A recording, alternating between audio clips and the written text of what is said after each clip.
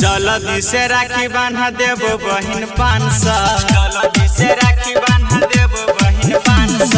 जल्दी से राखी बांधा देबो बहिन 500। जल्दी से राखी बांधा देबो बहिन 500।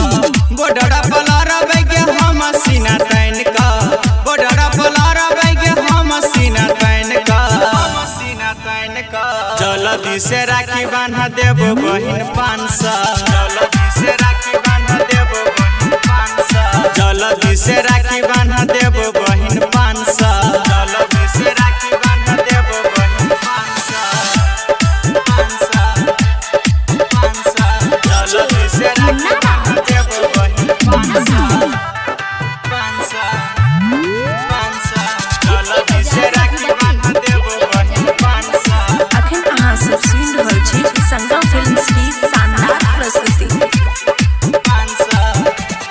हमला जे करतै के दुश्मन बदला लेबै एक से। युद्ध जे करबै के बहिन बम बारूद फेंका फेंका के।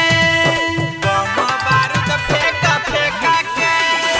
हमला जे करतै के दुश्मन बदला लेबै एक से।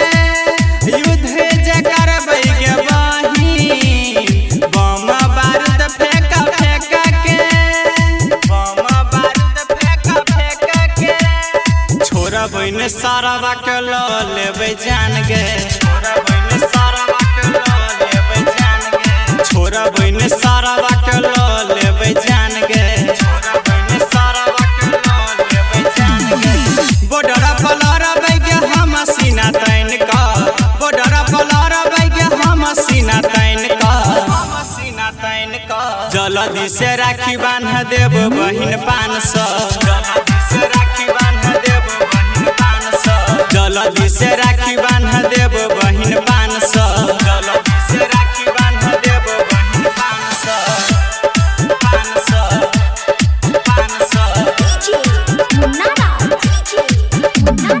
जल्दी से राखी बांधा देबो बहिन 500।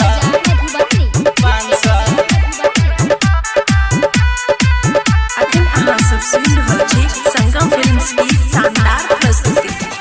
सबसे बढ़िया रिश्ता होइ छै गे भाई बहिन के। राइटर आर के राहुल लौ तो मिठाई के किन के। लौ तो मिठाई के किन के।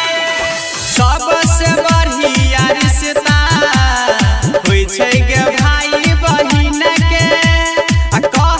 संतोष बिहारी लोगो मिठाई के किन के।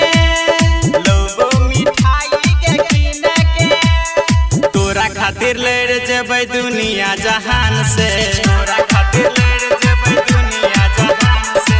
तोरा खातिर लड़ जेबै दुनिया जहान से।